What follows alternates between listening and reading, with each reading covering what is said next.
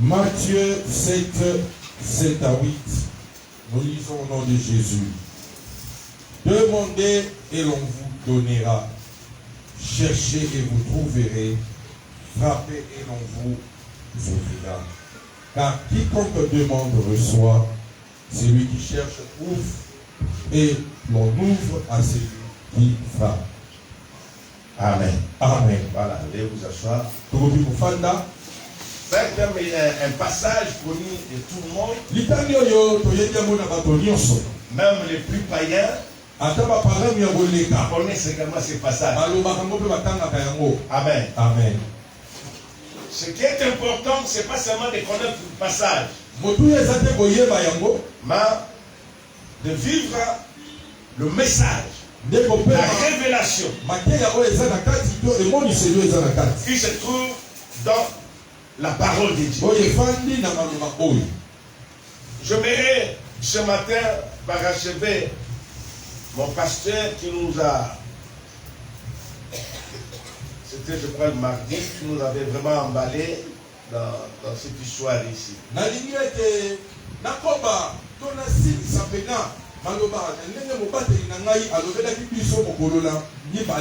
Demandez, l'on vous donnera.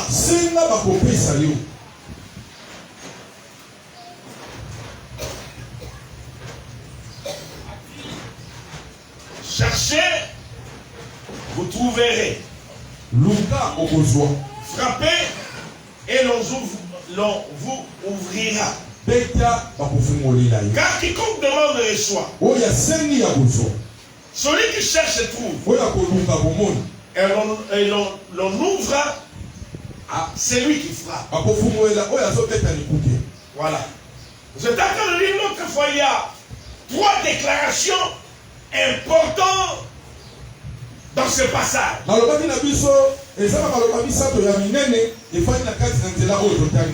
Et ce ne sont pas des simples déclarations, mais des déclarations positives. Car quiconque demande reçoit. Celui qui cherche trouve. Et également, on ouvre à celui qui frappe. Ce sont des dimensions importantes là-bas. On ne doit pas se limiter seulement à la demande. Mais on devrait également chercher. On devra également frapper. La plupart d'entre les chrétiens passent tous les temps seulement à la demande. Seigneur, donne-moi.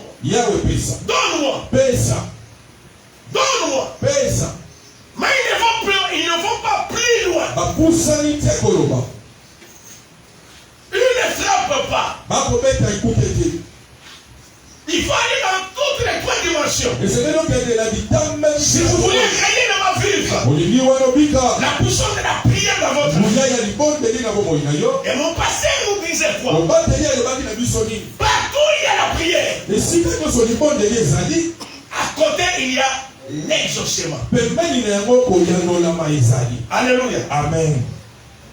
Partout où quelqu'un est en train de prier, il doit se mettre en tête que pendant qu'il prie, Dieu a déjà réservé une réponse, un exaucement pour ta prière.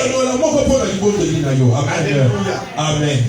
Je vais parler sur la prière et l'exaucement. Amen. Amen. Nous verrons quelques 3-4 cas. Selon que le temps va nous permettre. Voilà.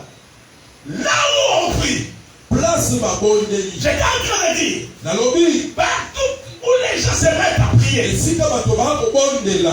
même à l'individuel, lorsque vous vous mettez à prier, vous êtes en train d'engager Dieu. Dieu s'engage maintenant dans votre prière. Dieu s'engage également pour votre cas. J'ai souvent l'habitude de dire quoi? Lorsque vous mettez à prier, Dieu s'élève. Il commence à démarcher. Il s'est dit, je dois faire quelque chose. Je dois sauver mon enfant. Je dois le délivrer. Je dois faire quelque chose. Là, c'est Dieu. Bien-aimés dans Seigneur. Mais le comportement, c'est quoi? Il y a des gens qui prient, mais qui n'ont pas de l'assurance dans leur prière. Qui ne croient pas que Dieu exauce leur prière, que Dieu opère quelque chose. Amen. Amen. Alors, avec le premier cas, vous allez dire dans la Bible, dans 1 Samuel chapitre 1, verset 11 à 10 à 15.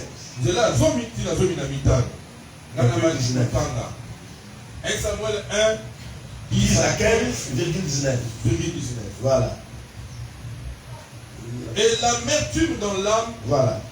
Elle pria l'Éternel et versa des pleurs.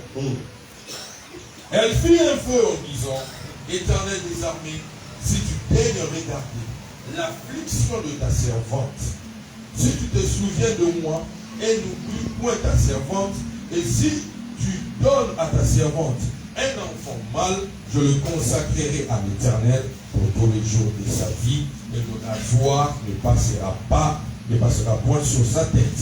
Comme elle restait longtemps en prière devant l'Éternel, elle y observa sa bouche à ne parler dans son cœur et ne faisait que remuer les lèvres, mais on n'entendait point sa voix.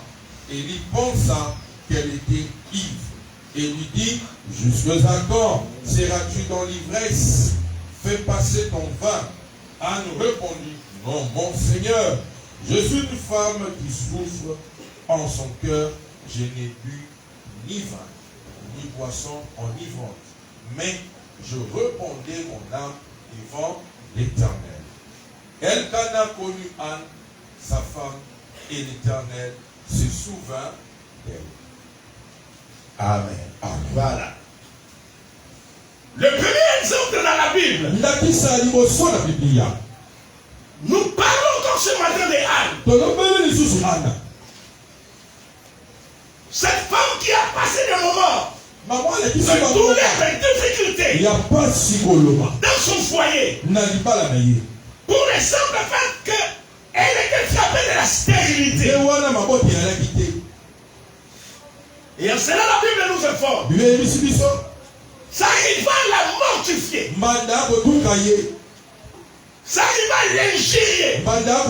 L'humilier. À cause de son état. À cause de sa situation. Mais j'aimerais nous dire. Le mot Anne également veut dire quoi?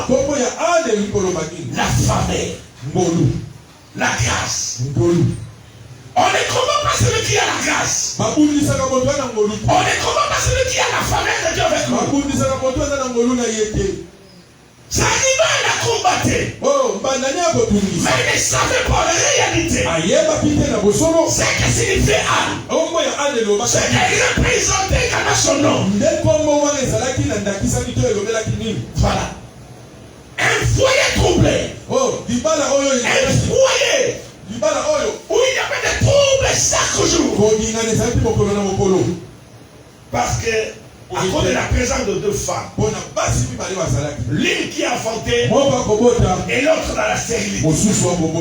Mais tout ce que la Bible dit,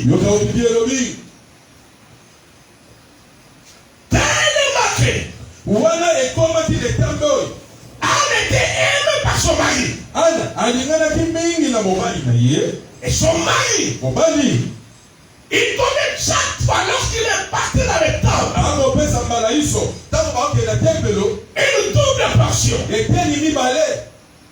Parce qu'elle se disait, j'aimais beaucoup ma femme. Elle voulait à tout prix consoler la femme. Mais je veux également nous dire que la consolation humaine n'est que féminin. Amen. Bien-aimé, attendez-vous chaque jour dans la vie à la consolation divine. Alléluia. Car la consolation de Dieu, elle amène la paix, elle amène la joie, elle apporte des bonnes choses dans la vie. Son mari l'a consolé. Ce n'est pas pour toi 10 enfants. Non, ça c'était le mari. Mais dans le cœur de Anne, autre chose est bouillonnée. Le douleur bouillonnée dans son cœur. Alléluia. Amen. Je viens informer une personne. Peu importe la longueur, la durée de votre problème, mais Dieu a prévu un jour. Dieu va seulement un jour. Dieu a prévu un jour pour ta vie. Je répète encore. Peu importe la longueur, la durée de ce problème, la durée de la stérilité, Dieu a prévu un jour de visitation pour vous. Un jour de fête pour vous. Un jour de miracle pour vous.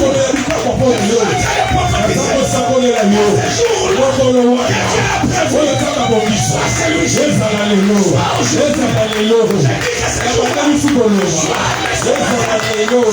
veux que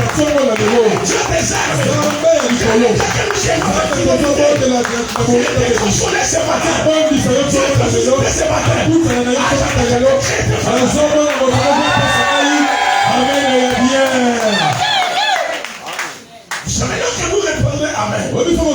Je vais dire, ainsi soit-il. C'est la bonne pour la bonne pour la vie d'ailleurs. C'est la consolation. Amen. Je le ressens au nom de Jésus. Parce que Anne n'arrivait même pas à prier. Elle est remise sur l'air. Voilà. Elle ne faisait que remuer ses lèvres. Alléluia. On peut que même le prophète Élie était dans la confusion. On peut de la qualifier d'ignorance. Il y a un prophète. Ce n'est pas de l'ivresse. Ce n'est pas le fait. Mais c'est les douleurs de mon père qui me fait parler ainsi. Alléluia. Lorsque Anne est remuée, le prophète ne voyait pas ce qui s'est passé dans son cœur. Lorsque Anne est remuée les lèvres, à ce moment-là, il y a la puissance de Dieu qui s'est dégagée de ses prières. Qui s'est dégagée au travers de ses paroles.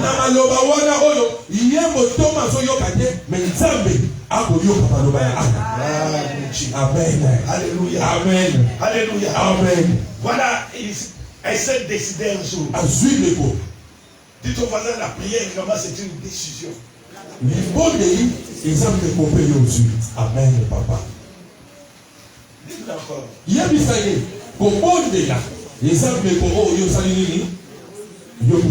Vous savez, ce matin, tout le monde ne viendra pas à l'église.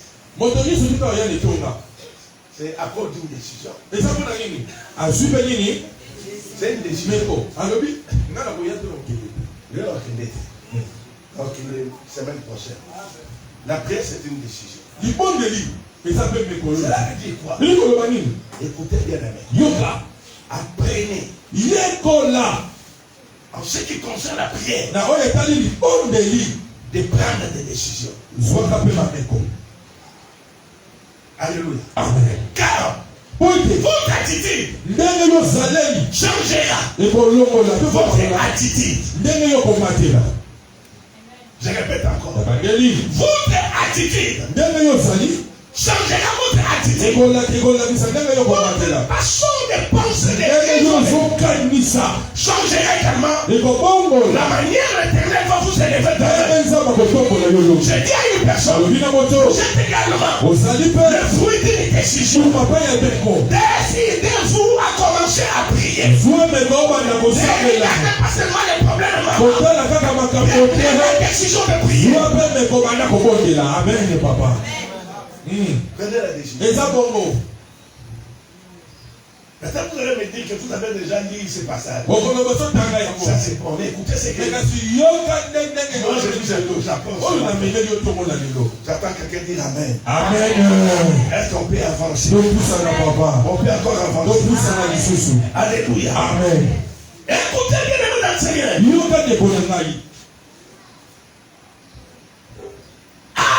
Anne, qui dans son intérieur,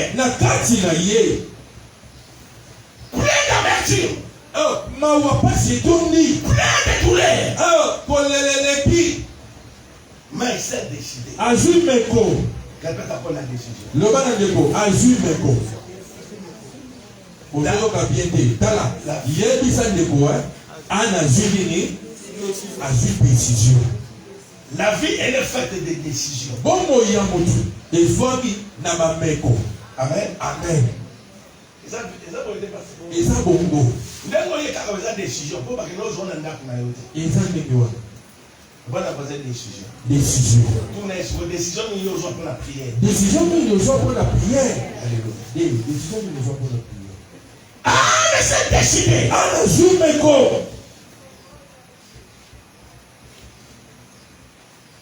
Et c'est décidé. Ah, Zumeko. De changer maintenant. Ah, bongo là. Sa façon de prier. Écoutez-moi. Yoka. Que Dieu bénisse mon passé à trésor. Ah, Nzamba pas pour la passer trésor. Cette fois-là, Malawana, elle a changé. Ah bon, Moli, aya. Ton problème c'est quoi? Tes prières sont trop religieuses. Eza, ndenge bandera ndenge subaka. Iboma makakie, ishanjaka kie, bayendo kubandila wapi, okosutela pe wapi. Na banze mokaka wana. Yo même on va dosa ba babunga kate même uza musika ba ezali. Yi abandi. Ba phrase kaka wana. C'est la famille. Mais commence mal à faire que dans les gars. Vous allez pécher kaka. Prière de religieux. Ozobondela, lokolo ozotanga ya kotanga buku. Obongola ke loko te. Même aucune prière non langue. 20 ans, 30 ans, échangeant. Soit je prière il faut bien la Kézaïe. Tiki tiki tiki. Tiki tiki tiki. Tiki tiki tiki. Faut faire la tiki. Tiki tiki. Yo kala. On va la koso. Attention ce qui est mécanique. Attention le Saint-Esprit. Il y a la diversité. Alléluia. Amen. Je suis en train de prier ce matin. Que le Saint-Esprit nous emmène notre dimension. Notre stade de notre prière. Pendant ce jour-là, on a prié. Elle a changé les choses. Elle a dit, Seigneur, si tu me bénis, si tu me donnes, et l'enfant, je l'ai consacré à ton service. Elle a prié avec un vœu. Elle a prié avec une action de grâce. Je viens dire à une personne, vous avez assez prié, mais le temps est arrivé. Faites accompagner vos prières avec des actions de grâce. Amen, papa. Amen. Eza malamu. Eza malamu. Ndio, mtusapo uvanda ana zobondela. Pesana mwasi, yanga mumbali. Baba sio mumbali te mumbali. Yanga mumbali. Mumbali azoyati. Na msusu amonya bonde binga biteza suzu.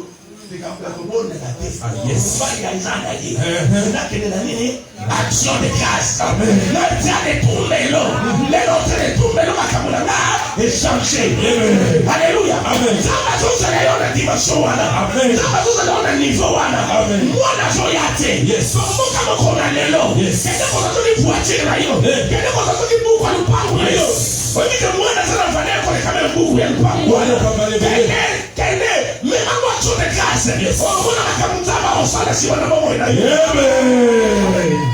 Au sens solide.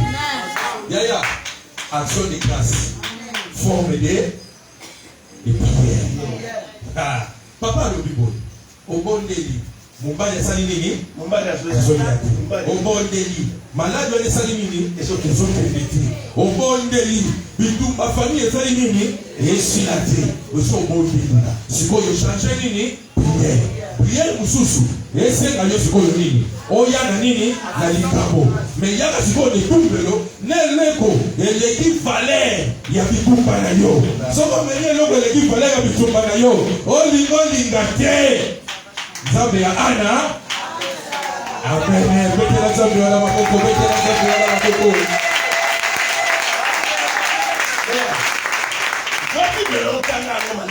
Amen. Que Israël va bunda mukolo moko wa. Na tina na koluka quelque longa. Bazo ba sacrifier moto. Yes. Ba sacrifier moto. Lorsqu'on m'a cassé la paix en bon ma prière. Mais on peut se faire un zam au sakana route. Zakala no tina prière ba to bon ma na ko yo.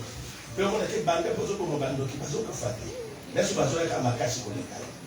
C'est parce que tu n'es pas dans les principes. Il y a mon enfant qui est dans mia côté, il s'en va prendre un lobby, là tu m'as dit, je n'en paye rien.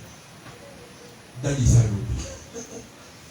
J'ai dit à une personne, les larmes que vous avez versées, en secret, pour votre stérilité, pour votre problème, ces larmes-là, vont être essuyées sur votre terre. Les larmes que vous versez en secret, que vous versez dans la chambre, que vous versez dans les roues, à cause d'une maladie, à cause de la stérilité, à cause du chômage, à cause de problème quelconque, ces larmes-là, nous déclarons ce matin, essuyer, arrêtez ce matin,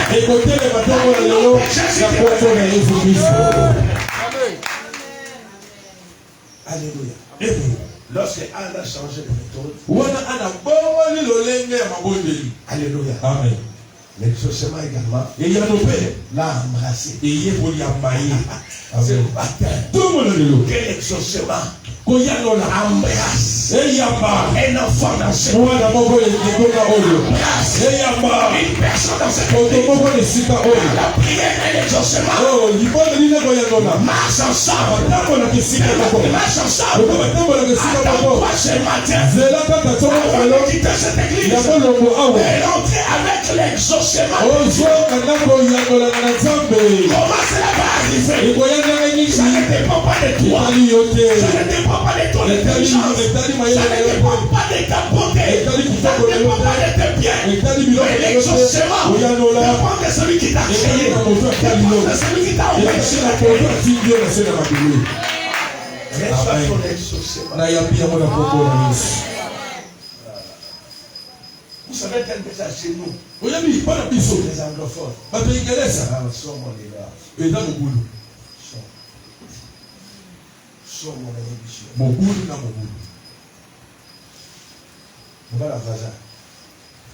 L'exaucement marche avec moi.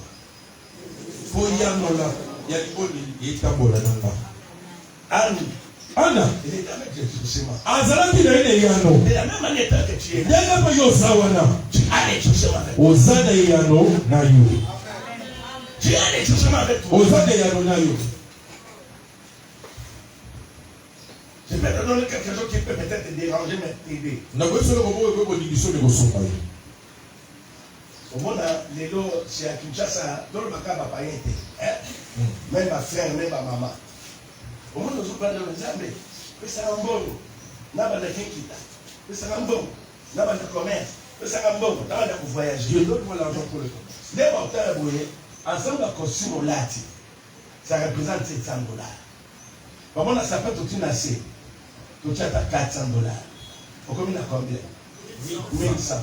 Au Tina Mouniere, la bâtonnière, il y a $100. Aussi.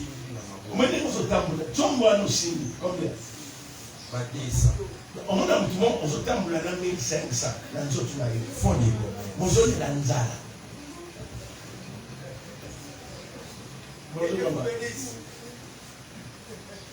Donc, on se tamboule à un fond de commerce. Nous sommes tamboule à un bébé. Ou encore, maintenant, on s'est à ma bébé dans les autres mailles.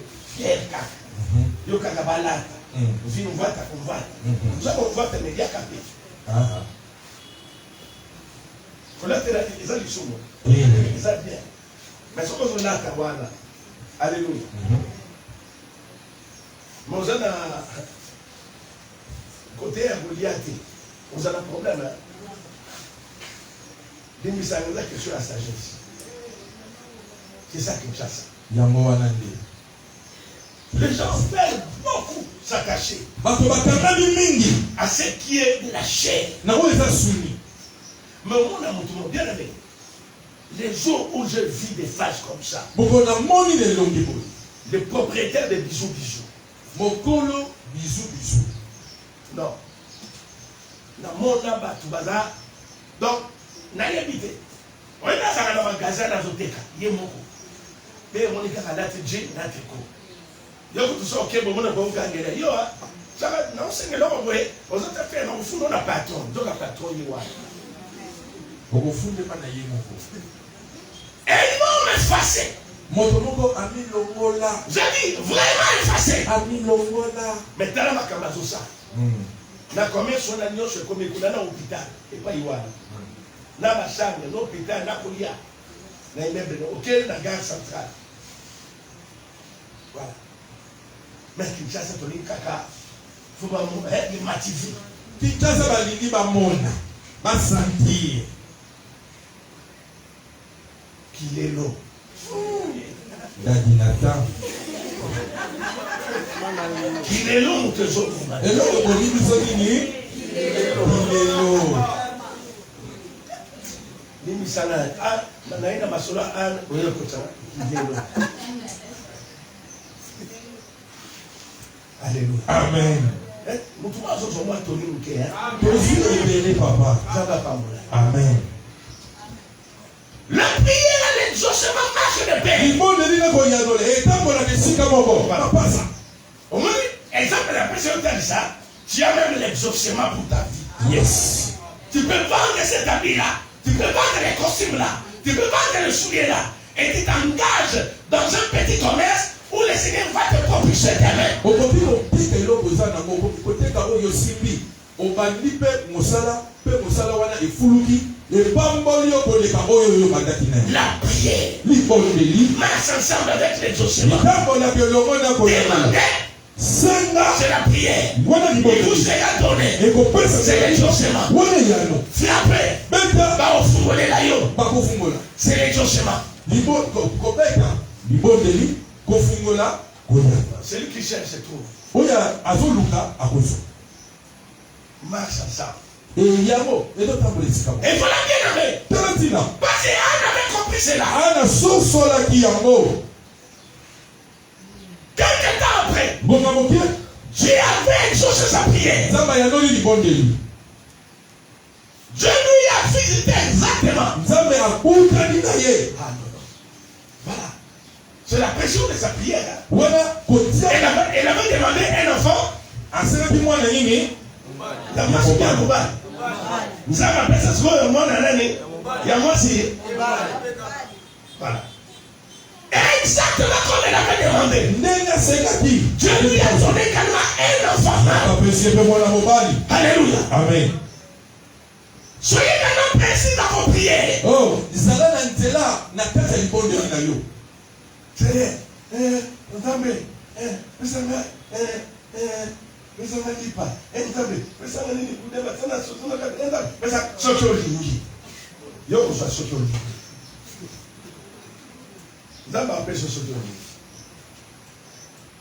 Anne a prié. Anna Bondeli. Elle a demandé un enfant. À 5 mois, il y a Mouba. Et Dieu lui a donné également un enfant. Ça ne veut pas payer 5 mois, il y a Mouba. C'était le prophète Samuel. qui est venu au temps de la crise. Aïe, la dame moyo, ma sapoli malaki. Au temps de la crise. La dame ma sapoli Il était même la réponse malaki. Yano pour les sacerdoces. pour les tumbelo. Alléluia. Amen. Deuxième cas, deuxième exemple. Et Ndabisa Liba. Ésaïe chapitre 38. Et ça y a mon capona du Santo. 1 à 6. Nous parlons de qui? Ézéchias. Balobelinani, Ézéchias. Ésaïe 38, 1 à 6, nous lisons dans le Jésus. En ces temps-là, Ézéchias fut malade à la mort.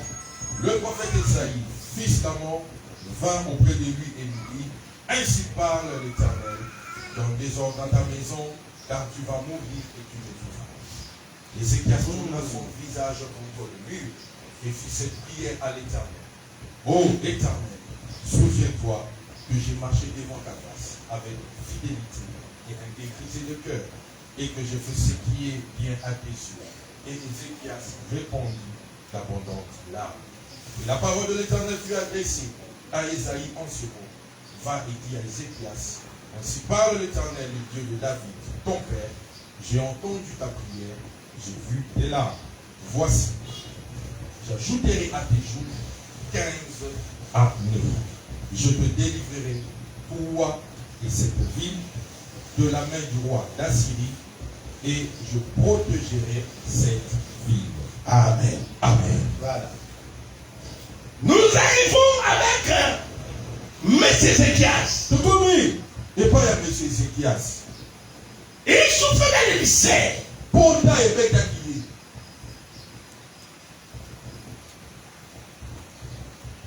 Il était arrivé à la fin même de sa vie. Dans les soirs de sa vie.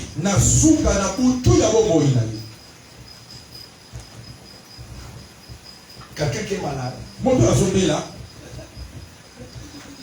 voulez que le Seigneur envoie quelqu'un pour venir le consoler.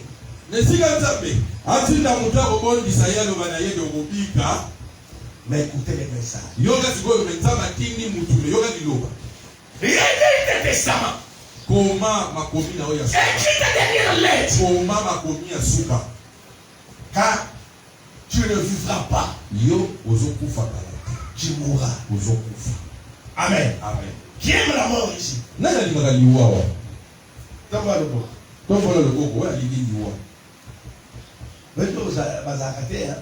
Même aux Ambiaka. Même aux façons de ghetto,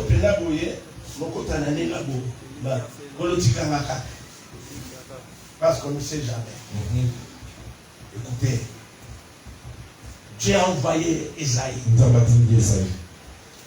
qui était le porte-parole attitré de l'Éternel. Il vient avec le message auprès d'Ézéchias. Écoutez bien aimé dans le Seigneur. Ézéchias qui a écouté le message. Écoutez sa réaction. La Bible a dit. Il a tourné son visage contre les murs et fit la prière. Il y a des chrétiens qui disent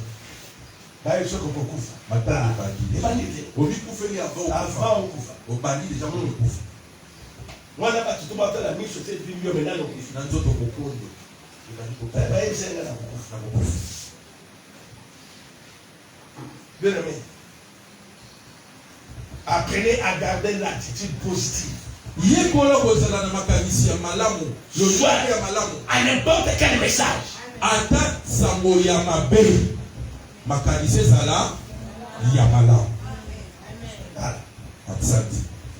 Même si on te disait, gardez votre attitude positive. J'ai compris encore ce matin. Dieu est capable de changer une situation avec l'été.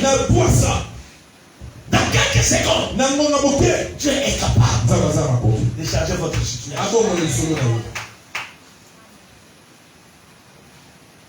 Écoutez sa prière. Oh Éternel, souviens-toi que je marcherai devant ta face avec fidélité et intégrité. On s'arrête d'abord par là. L'intégrité. La fidélité. On les recherche encore aujourd'hui. Les gens qui sont restés fidèles à Dieu sont combien aujourd'hui? Les gens intègres dans leur vie sont combien aujourd'hui?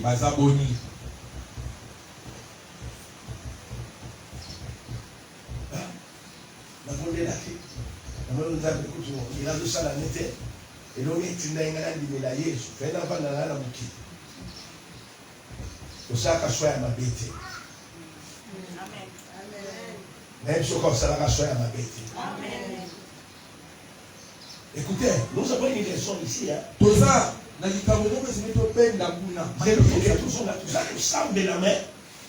notion d'intégrité. Fidélité exacte. Je ne vais pas aller dans des détails, mais chacun de nous. Je suis dans un auditoire composé de grandes personnes. Et chacun de nous sait ce qu'il fait en dehors de l'église. Chacun des fois, il est conscient de son comportement. Comment nous agissons dans la société? Comment nous nous comportons dans la société? Mais tout ce que je sais, la Bible dit. Ayez un bon témoignage au milieu des païens. Après que là où vous calomniez, qu'il glorifie Dieu le jour où il est visité. Comme un témoignage.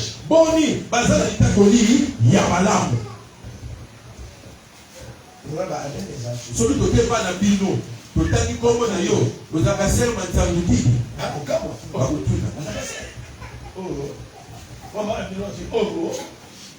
Na mama na lezo kama kozaka se. Autre que frère Walou. Oh, akome mkoni.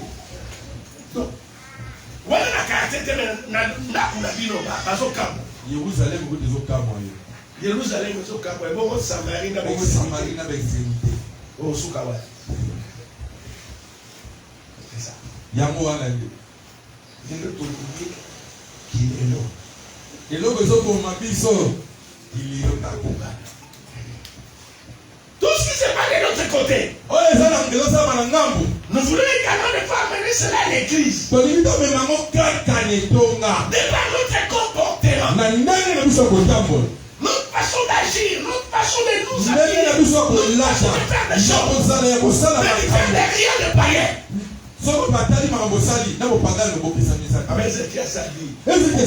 J'ai marché devant toi avec fidélité et intégrité. Et je fais ce qui est droit à tes yeux. Voilà. Les actions de grâce rentrent encore.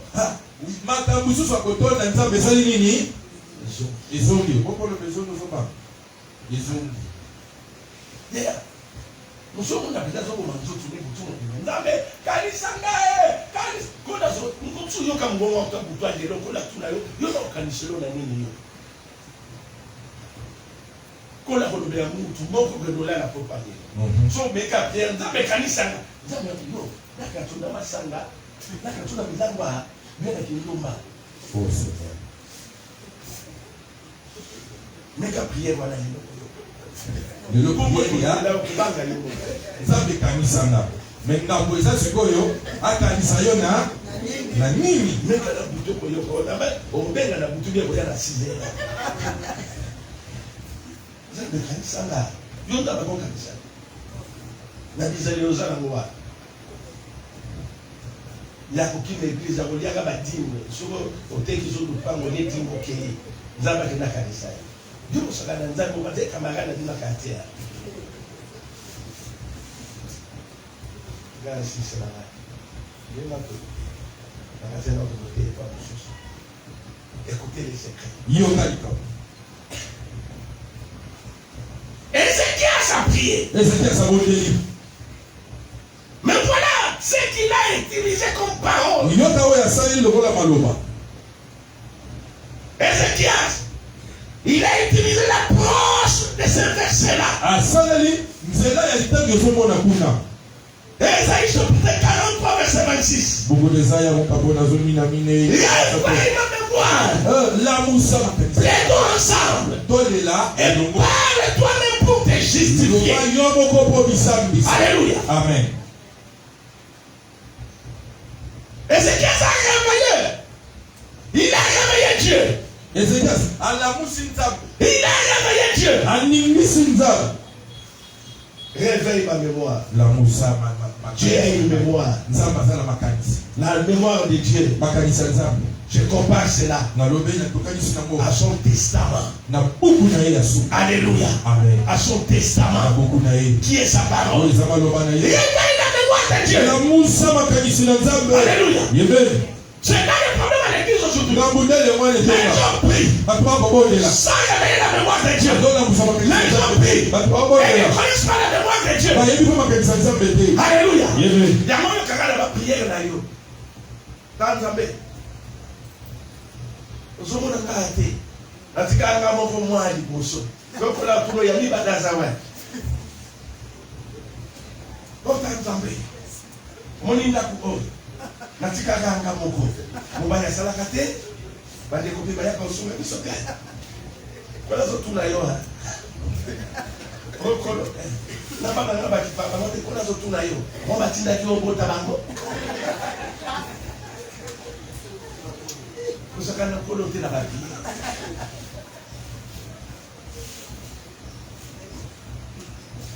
Na bien. Écoute tu es là. Ndio kende ko bota kono mtatinda kiyo. Bobana bakoma charge abantu mususu. Loko na bango kutunza zo mona. Bana ba nomani. Ba zo bisote. Wono zo loka. Osa mbele to zo loka moto. Leo simba tena kwa Yesu. Amen. Bien-aimé, réveillez la mémoire de Dieu. La mémoire de Dieu, c'est tout dans la Bible. Alléluia. Réveillez la mémoire de Dieu. La Bible est un fer de milliers de promesses. Jésus a dit, celui qui croit à moi verra des choses que je fais. Il en verra des grandes choses. Jésus a dit, avec moi, vous ferez des exploits. Et moi, Dieu, je garderai vos ennemis. Jésus a dit, alléluia, de milliers de promesses. Réveillez la mémoire de Dieu. Alléluia. Priez avec la parole de Dieu. Priez avec la parole de Dieu. Priez avec la Bible. Amen. Au niveau de la Bible, c'est vraiment de la prière d'ailleurs médiocre. La prière ne faut pas me maman dans le sali. Et maman n'a pas encore. Sans vitamine. N'est-ce pas dans ma terre, à enseignement et prière, surtout l'église, qu'elle va au Pessa, maman o yakoli, papa o yakoli mingi, assemblée d'apona bat. Bon, yo kamaka. Et est-ce que ça m'a pas d'ambition de mingi abata mission. Maman madame, ça la prière, le sang aussi. Oh, tata Nzambe. Na kutika bano na maboko na yo. Ba kukota na mutuka oyo. Izanga misu. Izanga makolo. Yaya, mutuka zani misu kosa ni unoko kufa be. Wanda yokuka amen. Ingeta. Ingeta man. Ingeta. Oh. Soko la zota la prière oyo tsikote.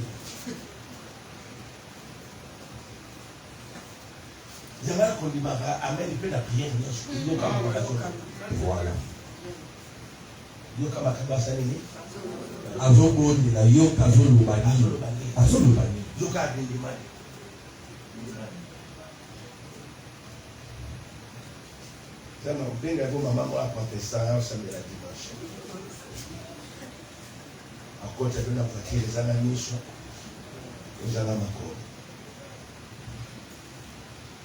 Amen.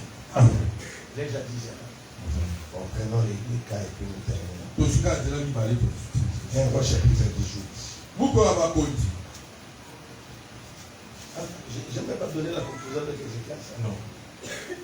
Bien aimé, lorsque Ézéchias a prié, selon la volonté de Dieu, j'ai dit, papa, Nabato ne sont pas oui, papa. Ils ont ma prière de mon côté, ils ont dit 5 minutes. Ce sont des fautes de prière. Accompagnées de miracles. Accompagnées de signes prodiges. Parce que quoi? Vous remarquerez. Ce sont des gens qui priaient. C'est de la volonté de Dieu. Avec la parole de Dieu. Ce qui est important. Total association. Un roi. Le jour à 36, 37. 36, 37. 1 roi 18, 36, 37. Nous disons au nom de Jésus. Au moment de la présentation de l'offrande Et le prophète s'avança et dit, Éternel, Dieu d'Abraham, d'Isaac et d'Israël, que l'on sache aujourd'hui que tu es Dieu en Israël, que je suis ton serviteur et que j'ai fait toutes ces choses par ta parole. Voilà. Réponds-moi, Voilà. Éternel.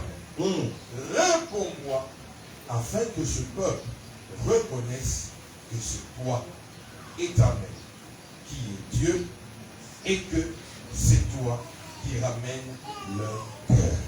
Amen. Amen. Voilà. Beaucoup de gymnastique dans ces passages. Hein? En bref, c'est Élie face aux 450 prophètes de Baal. Le problème, c'était quoi? C'était à propos du retour de la pluie.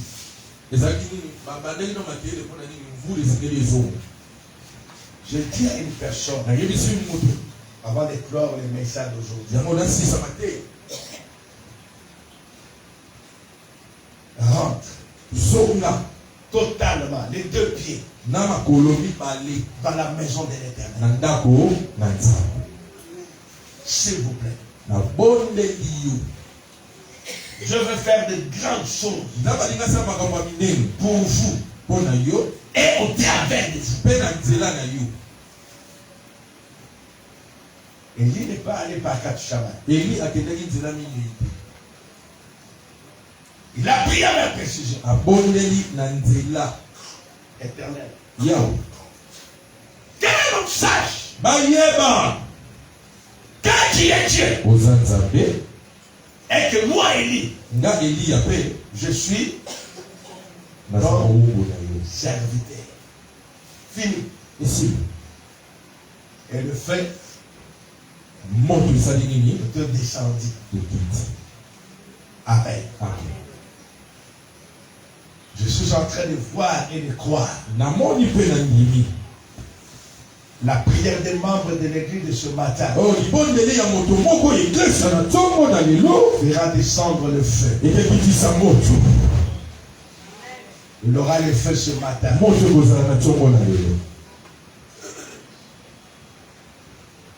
Là où il y a la prière,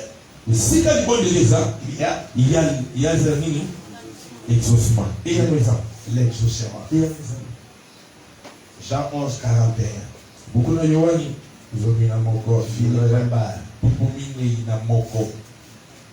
Jean 11, 41, nous disons au nom de Jésus.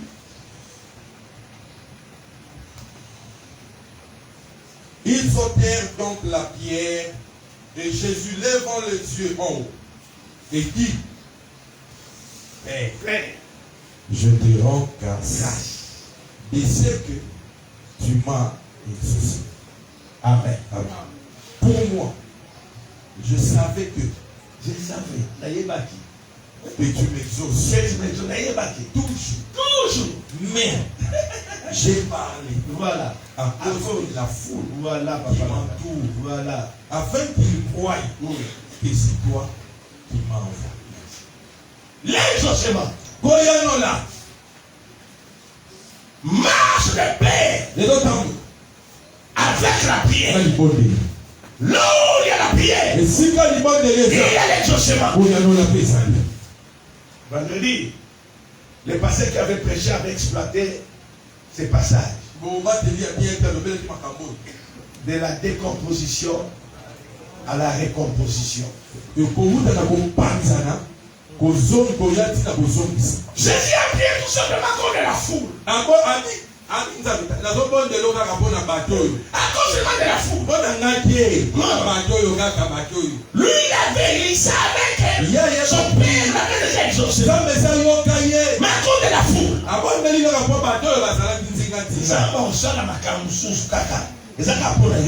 Yes.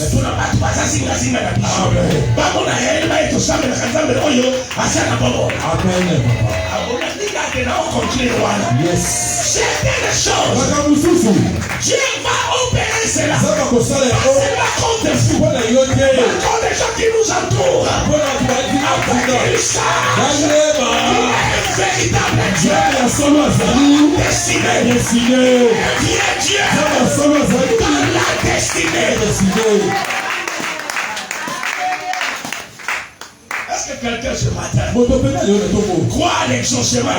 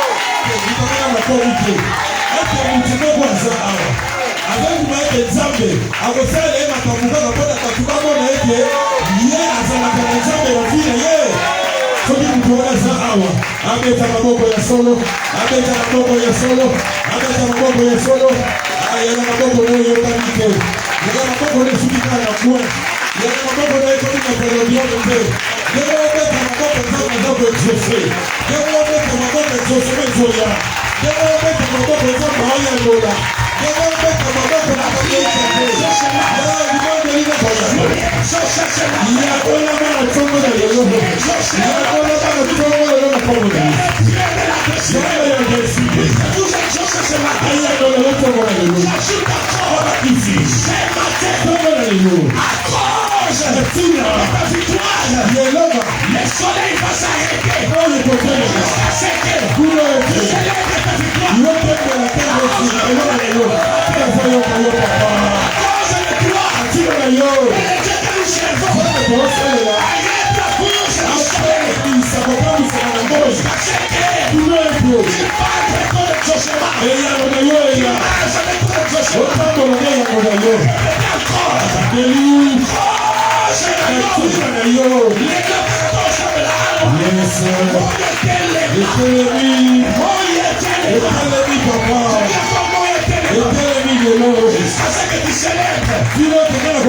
victoire de ta vie.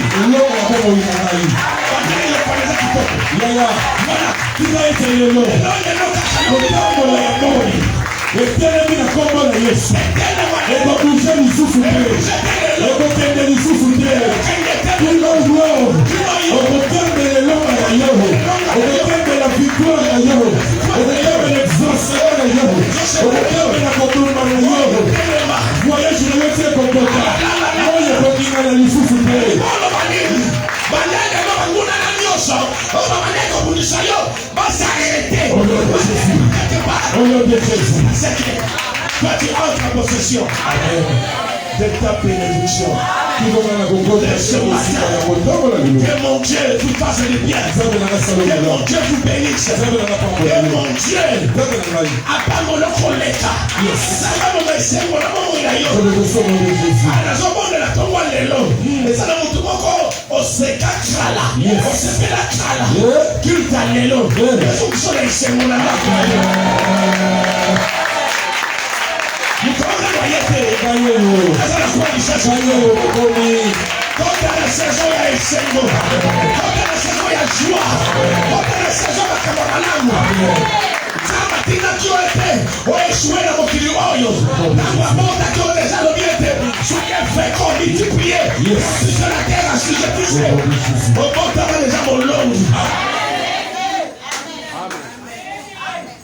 Quelle déclaration? Oh, Massacolini. Quelle déclaration? Massacolini. Kaya banguna no bakuta tebanda lelo. Kombo na Yesu. Yana sakolele ozongo koyoka. Oyoka na yola, bangona bango bakome koswana. Filomene nani manzanga basa kasa baba toka kiyo. Yoka bebe ni bango kuna. Ebebi na kombo na Yesu. Bazo panzana. Ebebi ni bango. Makombo na Yesu. Nane songo tika yo na yoka te baba. Tale de bazo bunda. Ebebi sikoyo deja. Trouble na ngambo na bango. Amen papa. Na kombo na Yesu. Ebandi sikoyo.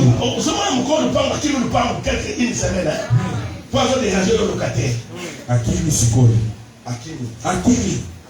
Kende ka okupete. Akwatile bana maloba koya. Pozo ebolanda. Denga zopili. Nenga zo. Kenga okuta. Abotili no malobe pas moi. Alors Nicolas va nanga tena teki ngasani ngasana oh makamba famille. OK là comme ça kuna. Et moi cher. Et comme il est il kuna. Akime makamusu. Sio kotila no ya wimi. Akime makamusu. Amen. Amen. Éternel Dieu, comment les bien-aimés qui nous ont suivis à partir de l'extérieur. Quel est Dieu que vous priez? Quel est Dieu que vous a parlé ce matin? Vous apporte l'exaucement. Soyez exaucés. Au nom puissant de Jésus. Que l'Éternel ouvre pour vous des nouvelles portes. Que vous célébrez des nouvelles victoires. Au nom de Jésus. Amen. Amen. On se voit dimanche prochain. Amen.